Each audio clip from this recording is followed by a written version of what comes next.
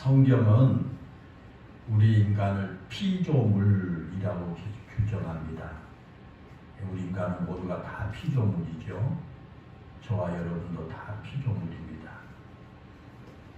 그런데 이 피조물이라고 하는 말은요, 여러 가지의 의미를 담고 있습니다. 성경에서 우리 인간을 피조물이라고 그렇게 말하는데, 그 피조물에는 여러 가지 의미가 있습니다. 첫째는 우리 인간은 결코 신이 될 수 없는 존재다라는 그런 뜻이에요. 우리가 피조물이다, 그것은 우리가 신이 될 수 없다는 거 아닙니까? 그렇죠? 인간은 결코 신이 될 수 없는 존재임에도 불구하고 계속해서 우리 인간은 신의 자리를 노려왔어요. 그래서 신처럼 되고 싶어 한 거예요.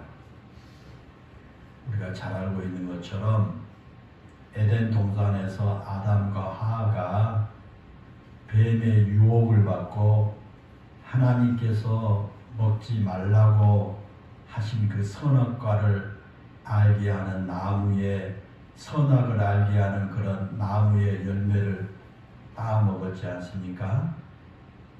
그것은 하나님처럼 되리라는 유혹의 말 때문에 그걸 따먹었어요. 하나님처럼 되리라. 내가 그것을 따먹으면 하나님처럼 되리라고 하는 사단의 유혹에 걸려들어서 따먹었지요. 그 이후로 아담과 하와의 후손인 우리 인간은 끊임없이 피조물인 인간의 자리에 머무는 것을 만족하지 않고요, 신이 되려고 하는 욕망에 사로잡혀서 살아온 거예요. 그러나 우리가 아무리 신이 되려고 욕망을 하고 꿈을 꾼다고 할지라도 우리는 피조물이기 때문에 결코 신이 될 수가 없습니다. 우리 인간이 피조물이라고 하는 말의 두 번째 의미는 뭐냐면 인간은 유한하다는 겁니다. 왜? 피조물이니까 우리 인간은 유한하다는 거예요. 우리 인간이 아무리 뛰어난 지능을 가졌다고 할지라도, 그래서 최첨단 과학 기술을 가지고 인공지능을 만든다고 할지라도, 얼마 전에 고흥나로도에서 우주선을 쏘아 올려 성공했다고 할지라도 인간은 결코 인간의 한계를 넘어설 수가 없다라는 것입니다. 왜? 피조물이니까. 우리가 아는 것과 우리가 할 수 있는 것에 대한 한계를 자꾸 넓혀가려고 할지라도 결코 우리는 전지전능하신 하나님의 영역에까지 도달할 수 없다 그 말이에요. 우리 인간은 유한한 겁니다. 왜? 피조물입니까? 여러분들이 아무리 지혜가 뛰어나고 손재주가 있고 아무리 여러분의 환경이 여러분에게 아주 좋은 가운데 있다고 할지라도 우리에게는 한계가 있고 우리는 유한합니다. 왜? 저와 여러분 다 피조물이기 때문에 그렇습니다. 우리 인간이 피조물이라고 하는 말의 세 번째 의미는 피조물인 우리 인간은 허물을 가진 채 살아갈 수밖에 없다라는 거예요. 피조물이니까, 신이 아니니까 우리 인간은 다 허물을 가지고 살아가고 부족한 부분이 다 있다는 말이에요. 우리 인간은 아무리 노력을 하고 완벽을 추구하려고 한다고 할지라도 결코 내 스스로 완전해질 수가 없는 거예요. 그렇죠? 하나님께서 우리 인간을 그런 불완전한 존재로 창조하시면서 피조물인 우리 인간과 교제하기를 원하셔서 우리를 하나님의 형상대로 만드셨어요. 하나님의 형상대로 만든 모든 이 피조물들은 말씀으로 바로 다 지으셨지만 우리 인간만은 하나님의 형상으로 만들었어요. 왜? 하나님과 우리 인간이 하기 위해서 그렇다는 거예요. 하나님의 형상을 가질 때만 우리는 비로소 하나님과 영적인 교제를 나눌 수 있는 거예요. 그런데 아담과 하와의 범죄로 인해서 잃어버린 하나님의 형상, 그래서 하나님과 교제를 나눌 수가 없었잖아요. 아담과 하와가 범죄함으로 인해서 자기들이 신처럼 하나님처럼 되려고 하다가 범죄에서 하나님께 쫓겨나고, 그래서 하나님의 형상을 잃어버리니까 하나님과 교제를 할 수 없어서요. 그런데 하나님의 형상을, 우리 인간에게 하나님의 형상을 회복하게 해 주신 분이 바로 예수님이죠. 예수님께서 하나님의 형상을 우리에게 회복해 주셨어요. 골로새서 1장 15절에 보면 예수님을 보이지 않는 하나님의 형상이라고 했어요. 예수님을 보이지 않는 하나님의 형상이다. 여러분 그렇습니다. 예수님은 우리 인간의 눈에 보이지 않는 하나님의 형상을 가지신 분입니다. 그래서 우리가 그 예수님 믿고 그 예수님 영접하면 우리 안에 하나님의 형상이 회복된 겁니다. 그래서 예수님 안에 있는 사람은 하나님의 형상이 회복되기에 하나님과 영적인 교제를 나누게 된 겁니다. 하나님 앞에 기도할 수 있고 하나님의 영적인 교제를 나누면서 하나님의 사랑의 세미한 음성을 들을 수 있고 하나님의 위로를 받을 수 있고 하나님으로부터 주시는 용기를 얻어서 살아갈 수가 있게 된 것입니다. 그래서 우리는 하나님의 영적 교제를 나누는 하나님의 백성이요 하나님의 나라에서 하나님과 더불어 영원히 살게 된 겁니다. 누구를 통해서? 예수님을 통해서요. 예수님이 하나님의 형상, 보이지 않는 하나님의 형상이거든요. 우리가 그 예수님을 믿고 그 예수님을 영접함으로 하나님의 형상이 다시 회복되어 아담과 이브가 이제 잃었던 그 하나님의 형상이 다시 회복되어서 하나님과 영적인 교제를 나누게 되죠. 하나님의 백성이 되죠. 그리고 하나님 나라에서 하나님과 더불어서 영원히 살 수 있게 되죠. 불완전한 우리 인간은 결코 우리 인간 스스로 완전해질 수가 없고요. 오직 하나님의 형상이신 예수 그리스도를 믿고 예수 그리스도를 영접할 때만 완전하신 하나님과 교제할 수 있는 존재로 새롭게 태어나게 된 것입니다.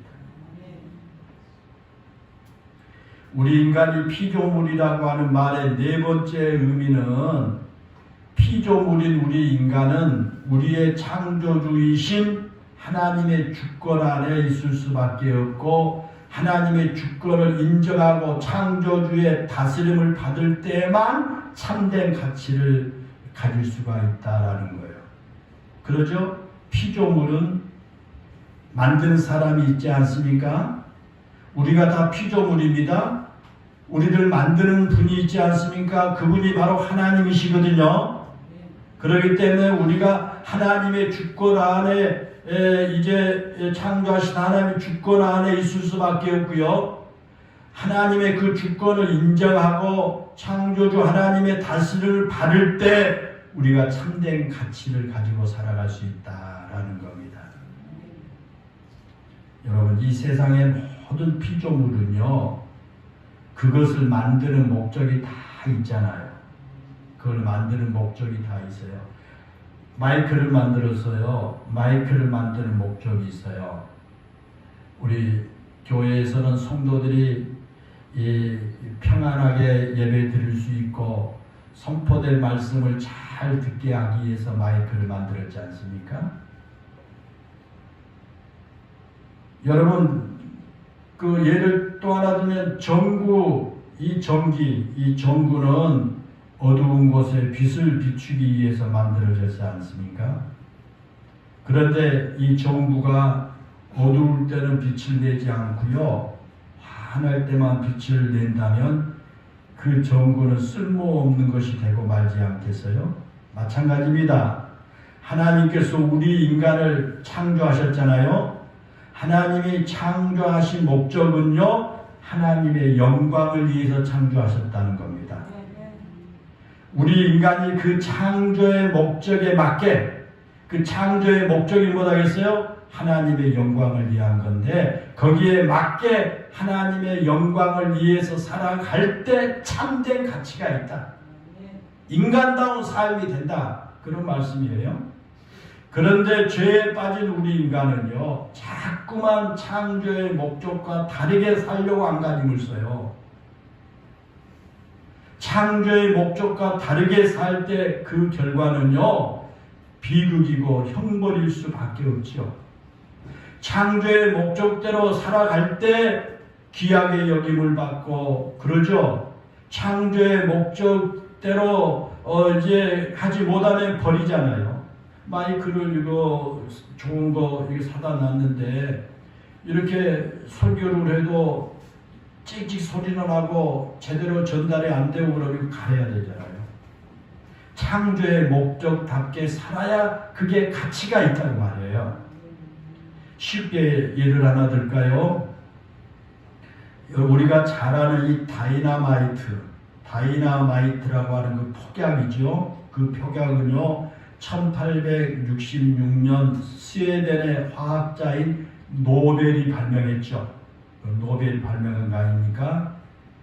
노벨이 다이나마이트를 만든 이유는, 목적은 광산이나 산업 현장에서 사람들이 조금이라도 편리하게 일하도록 돕기 위해서 만들었거든요. 그렇잖아요. 그런데 우리 인간이 그 다이나마이트를 전쟁에 사용해서 사람의 목숨을 죽이는데 악용하고 말았죠. 그래서 다이나마이트가 이 모든 전쟁에 이 무기들이 모여 다 다이나마이트가 들어가서 다 전쟁 그렇게 된 거예요. 그 결과 다이나마이트는 인류 역사에 엄청난 인명을 빼앗아간 도구가 된 겁니다. 여러분, 그렇다면 그것이 그 다이나마이트를 만든 노벨이 잘못한 걸까요? 노벨이 그 다이나마이트를 만들어서 그렇게 많은 사람을 죽게 했을까요? 아니면 인간을 이롭게 하기 위해 노벨이 만든 다이나마이트를 악용한 우리 사람들의 잘못일까요? 다이나마이트도 원래 목적대로 사용하지 않고 인간의 욕망의 도구가 되다 보니까 사람을 죽이는 끔찍한 전쟁 무기가 되고 만 겁니다. 피조물인 우리 인간도 마찬가지입니다. 우리가 하나님이 만드신 목적에 맞게 살아갈 때 우리는 그 가치 있는 인정을 받을 수가 있습니다.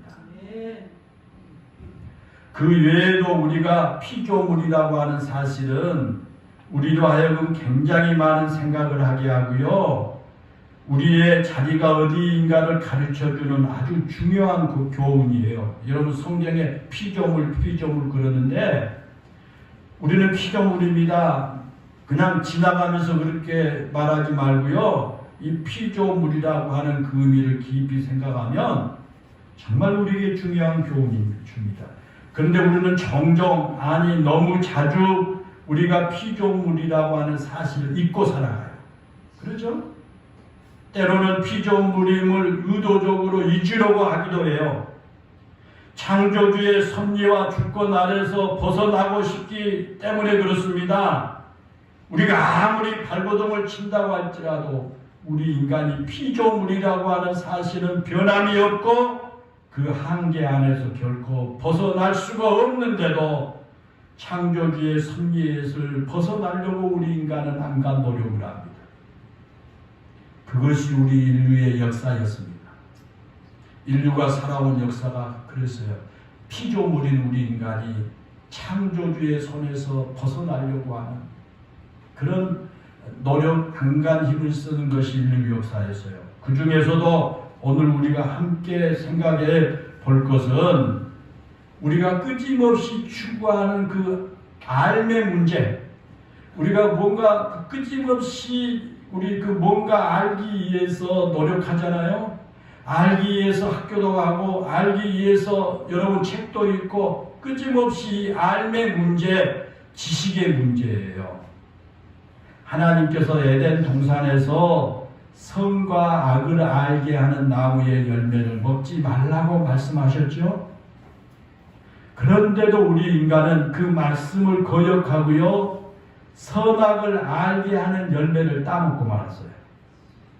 여러분, 왜 하나님께서 선악을 알게 하는 나무의 열매를 먹어서는 안 된다 그렇게 말씀하셨는지 알아요?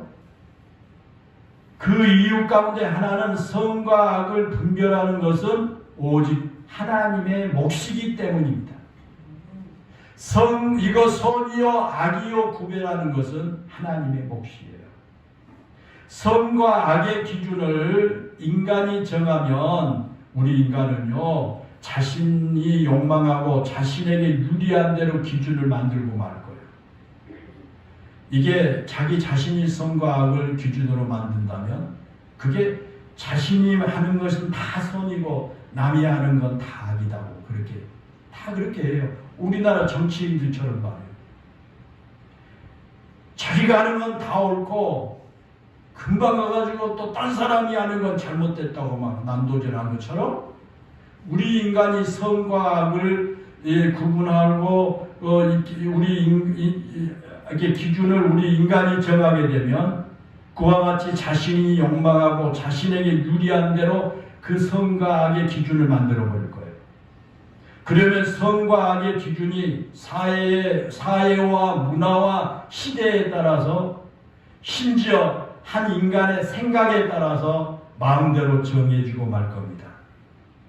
다른 사람에게 불리하고 다른 사람에게 해악을 끼치는 대로 나에게 유익이 되고 나에게 좋다면 내가 가진 힘과 권력을 가지고 나에게 좋은 대로 기준을 정해버립니다. 그것이 지금까지 우리 인간이 해온 악행이었다라는 겁니다. 여러분, 그것만이 아닙니다. 우리 인간은 선과 악에 대한 문제만이 아니라 내 삶의 주변에서 일어나는 일에 대해서도 모든 것을 알고 싶어 하고요, 또 알려고 노력합니다. 물론 그렇게 무언가에 대해서 알려고 노력하는 것이 우리 사회 발전에 온 동력이 된 건 사실이에요. 뭔가 알고 싶어 하니까. 그것이 사회 발전을 가져온 동력인 건 사실입니다. 그런데 여러분, 문제는 굳이 우리가 알 필요가 없는 것도 알려고 한다든가, 아니면 우리가 알 수 없는 문제까지도 알려고 하다가 그것 때문에 좌절하고 낙심하게 되고 심지어 죄에 빠지게 된다라는 것입니다. 그 대표적인 것이 악과 고난의 문제예요. 악과 고난. 이 악과 우리가 살아가는 데 있어서 이 악과 고난의 문제를 흔히 신정론이라고 그렇게 말해요. 신학적으로 악과 고난의 문제를 신정론이라고 합니다. 우리가 사는 이 세상에는 언제나 악과 고통이 존재합니다. 악과 고난이 이 세상은 존재해요. 하나님이 선하시고 사랑의 하나님이라고 한다면 이 세상의 악을 제거하시고 고통을 없애야 할 터인데 왜 우리가 사는 이 세상에 악과 고통이 존재하느냐는 물음이 오래전부터 제기되어 있어요. 하나님이 살아계신다면 이 세상이 모든 이 악한 것들을 다 제거해버리고 이 땅에 고통이 없게 하셔야 되는데, 사랑의 하나님, 전능하신 하나님이 살아계시다면 그렇게 해야 되는데 왜 그렇게 하지 않고 있느냐라는 거죠. 이게 우리 인간이 지금까지 끊임없이 제기해온 문제입니다.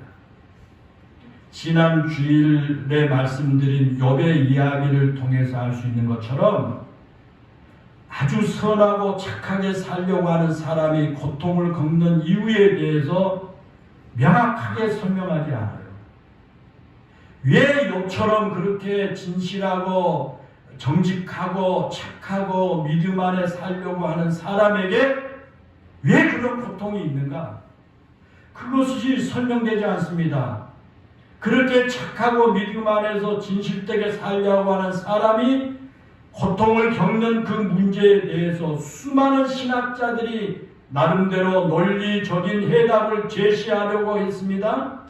그럼에도 불구하고 그 어떤 대답도 완전하지를 못한 겁니다. 그러다가 무신론에 빠지기도 돼요. 하나님 없다. 하나님 없다. 그것을 막 알려고, 그것을 왜 하나님이 계신다면 이렇게 진실하고 정직하고 믿음 안에 살려고 하는 사람이 저 고통을 당하게 되는가? 라는 그것을 알려고 다 하다 보면 무신론에 빠집니다. 하나님 없다. 나 교회 안 다녀. 그렇게 됩니다. 그래서 나온 것이 신정론이에요. 앞에서 말한 신정론. 이 신정론이라고 하는 말은 쉽게 설명하면 우리가 그 이유를 다 알 수 없지만 분명한 것은 하나님께서 하시는 일은 정당하다라고 하는 주장이에요. 이게 신정론입니다. 왜 그 하나님을 믿고 교회 열심히 다니면서 봉사하고 헌신한 사람이 저 고통을 당하는가 우리는 알지 못한다. 그러나 분명한 것은 하나님이 하시는 것이다. 하나님이 하시는 것은 뭔가 하나님의 뜻과 섭리가 계신다 라고 믿는 것이 신정론이에요. 사랑하는 여러분, 우리가 살아가면서 겪게 되는 수많은 사건과 경험들의 의미를 우리가 다 이해할 수 있는 것이 아니죠. 여러분 살아가면서 그러잖아요. 수많은 사건과 경험들의 그 의미를 다 이해하지 못합니다. 특히 악과 고통의 문제는 더욱 그렇습니다.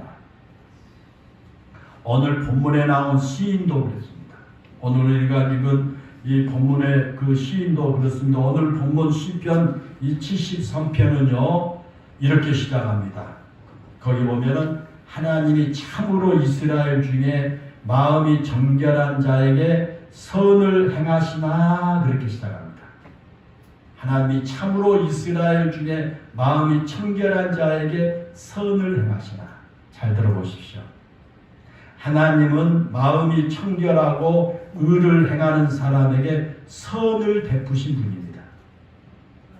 그런데 문제는 우리 주변에 마음이 정결하고 의를 행하며 하나님을 신뢰하면서 사는 사람들이 때로는 원치 않는 고통을 겪게 되는 일이 많다는 겁니다.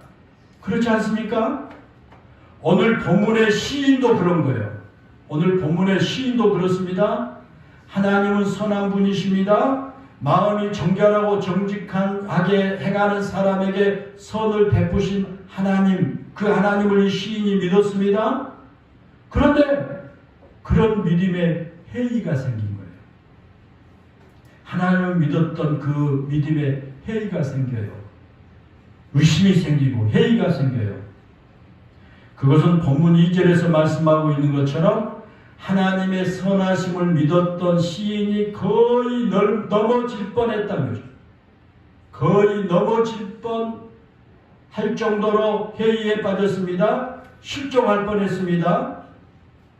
여러분 왜 하나님의 선하심을 믿었던 그 신앙이 그렇게 실종할 뻔했을까? 왜 해이에 빠졌을까요? 그 이유를 3절 이하에 보면 나옵니다. 그 3절 이하에 보면 악인들의 형통함을 보았기 때문이다. 악인들이 형통한 것을 보고요. 그렇게 그 진실하고 정직하고 믿음 안에 살았던 이 사람이 악인들의 형통한 그 모습을 보고 실족하여 넘어질 뻔하고 해이에 빠지게 되었다는 겁니다. 악을 행하고 못된 짓을 하는 사람들이요, 이 세상에 살면서 형통할 뿐만 아니라 죽을 때도 고통을 당하지 않고 편안하게 죽은 걸 봐요. 악을 행하는 그 악인들은 당연히 하나님의 심판을 받아야 하고 정직하고 올바르게 살려고 하는 사람들이 복을 받아야 하는데 우리가 사는 이 세상은 그렇지 않다는 겁니다. 그렇죠? 자신이 볼 때는 이 세상 대부분의 사람들이 겪는 고난이나 재앙을 오히려 악인들은 겪지 않는다는 거예요. 그런데 악을 행하는 사람들이 더 교만하고 더 악을 행한 거예요. 오늘 본문 12절의 말씀처럼 악인들이 항상 평안하고요, 그들의 재산이 날로 늘어났습니다. 그러면서 이런 생각을 하기에 이르게 됩니다. 내가 지금까지 괜히 착하게 살아왔나 보다. 내가 지금까지 하나님 앞에서 마음을 깨끗하게 하고 죄짓지 않으려고 부단히 노력한 것이 다 헛된 짓거리가 아니었나. 그런 생각에까지 이르게 된 거예요. 그래서 회의에 빠지고 지금 넘어질 뻔한 거예요. 사랑하는 여러분, 우리도 종종 그런 생각이 들 때가 있지 않습니까? 솔직히 말해서. 그렇죠? 우리 주변에 보면 벌을 받아야 마땅할 사람들이 오히려 복을 받는 것처럼 보여요. 우리가 살아가는 주변에 저렇게 나쁜 사람, 저렇게 약한 사람, 저 사람은 천벌을 받아야 돼. 하나님이 저 사람 벌을 내려야 돼. 그런데 그 사람이 오히려 복을 받는 것 같아요. 매일 주어진 삶에 열심히 성실하게 살아온 나는 끼니를 때우며 사는데, 부동산 투기를 하는 사람들은 몇 달, 몇 년 사이에 수천만 원, 수억 원씩 떼돈을 벌어요. 부정을 저지르지 않고 정직하게 사는 내가 사람들에게 인정을 받는 것이 아니라 오히려 아부하고 뇌물을 가져다주는 사람이 윗사람에게 인정을 받고 승진합니다. 하나님을 위해 열심히 산다고 내 나름대로 충성을 하며 살았는데 내가 복을 받기는커녕 가정에 어려움이 쌓여갑니다. 내 건강도 좋지 않습니다. 열심히 자식들을 위해서 기도를 했는데 자식들의 앞길이 잘 풀리지 않습니다. 사랑하는 여러분, 혹시 여러분도 그런 고민을 해보지 않으셨습니까? 그런 생각 때문에 마음이 심란해지고요. 내가 신앙생활을 계속해야 하나? 내가 교회를 계속 다녀야 하는 그런 갈등을 겪을 때가 있었지 않습니까? 한번 여러분 생각해 보세요. 그리고 여러분에게 그런 생각이 들 때 어떻게 여러분 하셨습니까?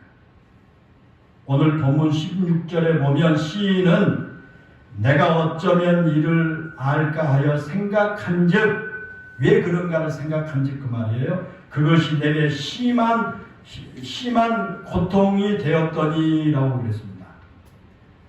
여러분, 왜 시인이 그런 고통을 겪어야 했을까요? 그것은 아무리 생각을 해봐도 해답을 찾을 수가 없기 때문이에요. 왜 저렇게 악한 사람, 저렇게 못된 짓 한 사람이 저렇게 평안하고 복받아 살아간 것 같은데 왜 내가 진실하게 살아가려고 노력하고 정직하게 살아가려고 노력하고 내가 하나님 잘 믿고 살려고 부단히 이렇게 애쓰는데 나에게는 왜 이렇게 일이 꼬인가? 우리 가정에 왜 이렇게 일이 잘 풀리지 않은가? 왜 나에게 이런 고통이 따른가? 여러분, 그것을 아무리 생각해봐도 그 해답을 찾을 수가 없어요. 아무리 궁리해보아도 명확한 대답을 얻을 수가 없기 때문에 본문의 시인이 고통받은 거예요. 심적인 고통을 왜 그런가 고통받아요. 여러분, 그렇습니다. 그것은 어쩌면 우리 인류가 살아있는 동안 결코 풀리지 않는 수수께끼인지 모릅니다. 선하게 살려고 하는 사람이 손해를 보고 악을 행하는 사람들이 오히려 형통한 것은 어느 시대나 존재하는 모습이었기 때문입니다. 만약에 악을 행할 때마다 곧바로 형벌이 따른다면 누가 죄를 짓겠습니까? 악을 행하면 바로 그 자리에서 막 형벌이 떨어지면 죄 지을 사람 누가 있겠어요? 선을 행할 때마다 선한 일에 대한 보상으로 내 통장에 적립금이 매일 쌓인다면 누가 선한 일을 하지 않겠어요? 내가 선한 일 한 번 하고 나서 통장 열어봤더니 몇백만 원, 몇천만 원이 쌓이는데 누가 선한 일 하지 않겠어요? 여러분 그렇죠? 그런데 우리가 사는 이 세상은 그렇지 않습니다. 본문에서 시인이 고백한 것처럼 악인들이 형통하고 불의를 행한 사람들이 번성하는 것이 지극히 당연한 것처럼 보입니다. 그래서 실존주의 철학자들은 그런 세상을 부조리다 그렇게 정의를 내립니다. 그런 세상이 부조리다. 악하고 나쁜 짓 하는 사람이 그렇게 번영하고 잘 되고 잘 산 거 그 사회를 부조리가 판을 치는 사회다 그렇게 정의합니다. 그렇다면 여러분 우리는 이 문제를 어떻게 해야 할까요? 그냥 그 고민을 끌어안은 채 살아가야 할까요? 오늘 본문의 시인은 그런 불합리하고 부조리한 세상에 대한 불평으로 고통을 느끼며 살았거든요. 아무리 궁리하고 생각해봐도 그 해답을 얻을 수가 없기 때문에 그 고통과 불안함을 느끼면서 그냥 살아가는 거예요. 아니 생각하면 할수록 마음의 고통만 커져가기 때문에 그렇게 산 겁니다. 그런데 여러분 본문의 시인은 그 해답을 얻게 됐습니다. 해답을 17절에 보면요. 하나님의 성소에 들어갈 때야 그들의 종말을 내가 깨달았나이다. 다시 읽습니다. 하나님의 성소에 들어갈 때야 그들의 종말을 내가 깨달았나이다. 그들은 누구예요? 악한 자들입니다. 불의한 자들입니다. 하나님의 성소에 들어갈 때 악인들의 심판이 있다는 사실을 깨달았다는 겁니다. 하나님의 성소에 들어갈 때 비록 지금은 악인들이 형통한 것 같고 남부러울 것이 없을 정도로 모든 일이 잘 풀린 것 같습니다. 하나님을 떠나 자기들 마음대로 사는 사람들, 하나님을 부인하고 자기들이 하고 싶은 대로 하며 사는 사람들이 더 잘 사는 것처럼 보였습니다. 그런데 하나님의 성소에 들어갈 때 하나님의 심판이 반드시 있을 것이라는 것을 깨달았다라는 겁니다. 사랑하는 여러분 그렇습니다. 이 세상의 삶에 대해서 반드시 심판이 있다는 것이 하나님의 말씀입니다. 하나님은 자신의 백성을 사랑하시지만 악인에 대해서는 반드시 징벌하십니다. 비록 반드시 이 땅에서의 심판이 이루어진 것은 아닐지라도 그렇다고 심판이 없는 것이 아닙니다. 그런데 오늘 본문에서 우리가 좀 더 깊이 생각해야 할 게 있습니다. 본문에서 하나님의 성소에 들어갈 때야 비로소 깨닫게 되었다라는 것은 더 깊은 우리가 의미가 있습니다. 하나님의 성소에 들어갈 때야 비로소 그 악한 사람들에게 하나님의 심판이 있다, 징벌이 있다는 것을 깨달았다라고 했는데요. 그 하나님의 성소에 들어갔다라는 것은요, 하나님의 품에 안겼다 그런 뜻이에요. 우리가 하나님의 성전에 들어왔다라고 하는 것은요, 내가 지금 하나님의 품에 안겼다는 겁니다. 더 깊은 믿음으로 들어갔다는 뜻입니다. 내가 하나님의 성소에 들어갔다, 그 말은 내가 하나님의 품에 안겼다, 내가 더 깊은 믿음으로 들어갔다 그런 뜻이에요. 아시겠습니까? 여러분 그렇습니다. 불의하고 부조리한 세상에서 이 세상을 바라볼 때 세상의 방식으로만 바라보고 세상의 방식으로만 생각할 때는 악인이 형통하게 산다는 것이 도저히 이해가 안 됩니다. 왜 그런가를 알려고 하면 할수록 나에게 고통받다는 겁니다. 그리고 절망하게 되고 내가 좌절하게 되고 무신론에 빠지게 되고 그렇게 됩니다. 어쩌면 그것은 신정론에서 이야기한 것처럼 하나님만이 하신 것일 줄 모릅니다. 하나님만이 하십니다. 하나님만이 하신 문제를 우리 인간의 어리석은 지식으로 깨달으려고 하니까 깨닫지도 못할 뿐만 아니라 그것을 이해하려고 머리를 이리 굴리고 저리 굴리면서 우리는 더욱 깊은 마음의 고통을 느끼게 될 것입니다. 그런데 하나님의 품에 안기면 우리는 내가 깨달으려고 했던 그 모든 것이 아무런 의미가 없다는 것을 알게 됩니다. 우리가 악인이 이 세상에서 형통하고 잘 사는 것 때문에 불평하는 이유가요, 그들을 부러워하는 우리의 질투심에서 생겨나는 것일 수도 여러분 있습니다. 그러죠? 우리 옆에 그 악한 사람이 아주 이 형통하고 잘 사는 것을 내가 불평하고 막 불만이 가득 차 있어요. 울그락불그락해요. 그것은 그들을 부러워하는 나의 질투심에서 생겨난 것일 수 있어요. 그렇죠? 본문의 시인도 3절에도 그러잖아요. 그것이 질투 때문이었다고 고백합니다. 그건 질투 때문이었다. 그런 거예요. 우리 안에 있는 질투심은요, 잘 되는 사람을 보면 한편으로는 못마땅하면서도요, 다른 한편으로는 부러워한 마음을 갖게 합니다. 세상을 바라보고 세상을 묵상하다 보니까 우리 마음에 그런 질투심이 생겨나게 된 겁니다. 그런데 하나님의 품에 안겨보니까 이 세상의 것이 하나도 부럽지 않았습니다. 그것은 하나님의 품에 안겨 사는 것보다 더 복된 것이 없음을 알았기 때문에 내가 하나님 품에 안겨보니까 하나님 품 안에 있는 이것보다 복된 건 없다. 그걸 안 겁니다. 우리가 하나님의 사랑을 받은 사람이라는 사실보다 더 기쁜 것이 세상에 없다는 것을 알게 된 겁니다. 내가 하나님 품 안에서 하나님의 사랑 안에 살고 있다는 이것, 세상에 그 무엇보다 더 이것이 낫다라는 겁니다. 하나님께서 예수님의 십자가 은혜를 통해서 우리를 세상에서 구원하여서 하나님의 자녀가 되게 하셨다는 것보다 더 큰 축복이 없다고 하는 것을 알기 때문입니다. 하나님의 그 크신 사랑의 품에 안겨 있으면 여러분 마치 젖 먹는 아이가 그 어머니 품에 안겨 있는 것처럼 이 세상에 걱정할 것이 하나도 없습니다.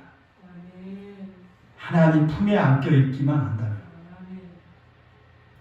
두려울 것도 없습니다. 어머니 품에 안겨 있으면 이 세상 그 어떤 권력을 가진 사람이 와도 위협을 해도 두렵지 않고 세상 그 어떤 부자가 와서 놀려도 아무것도 부럽지 않을 겁니다. 어머니 품 안에 있는 아이의 그런 모습이에요. 우리가 하나님 품 안에 있으면 그렇다는 말이에요. 하나님 품에 안기면 우리가 그렇게 된다는 겁니다. 그래서 여러분 성경을 보십시오. 우리 믿음의 선배들은 비록 초라하게 살았어도요, 그것 때문에 불하지 않는 것을 보게 돼요. 성경에 보십시오. 물론 성경에 나와 있는 믿음의 사람들이 세상을 살아갈 때 부귀영화를 누렸던 사람들도 많습니다. 예를 들면 아브라함 보세요. 굉장한 부자였습니다. 자기 집에 상주하는 군인들이 300명이 넘을 정도로 부자였고요. 권력을 가진 사람이었습니다. 또 다니엘은요, 바벨론의 포로로 잡혀간 사람이었지만 페르시아 나라에서 왕 다음 가는 권력의 자리에 오르기도 했습니다. 또 하나님께서 누구보다 사랑하시던 다윗은 한 나라의 왕이 됐습니다.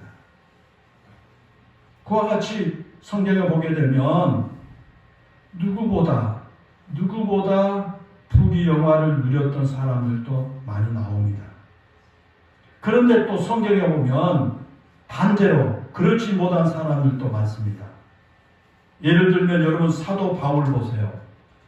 사도 바울은 우리가 흔히 말하는 대로 금수저로 태어나서 금수저만 갈 수 있는 탄탄대로가 그 앞에 있었지만 그가 담에색 도상에서 예수님을 만난 이후로 그런 고속도로와 같은 인생의 평탄한 길을 모두 거부했습니다. 그리고 그는 누구보다 가진 것이 없었고 누구보다 초라한 몰골로 바울이 살았지 않습니까? 사랑하는 여러분, 그렇다고 해서 사도 바울이 부자였던 아브라함을 부러워했습니까? 왕이었던 다윗을 사도 바울이 부러워했습니까? 노예로 팔려간 나라에서 왕 다음으로 높은 최고의 권력을 자리에 얻은 다니엘이 사도 바울이 부러워했습니까?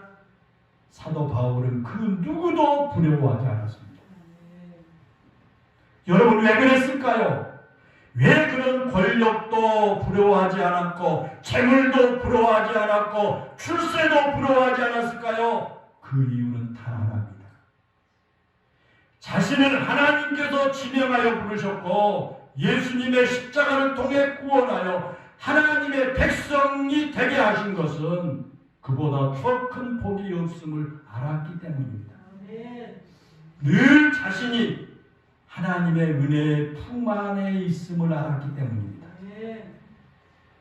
내가 이렇게 어렵고 참으로 힘든 환경 가운데 있지만은 내가 예수 그리스도 안에서 구원받고 지금 하나님의 품 안에 있다. 하나님의 은혜 안에 있다. 라고 하는 생각을 가지니까요. 그렇게 모든 재물과 권력과 그런 세상에 내놓으라는 것을 가지고 있는 그런 모든 것들이 다 배설물처럼 여기고요.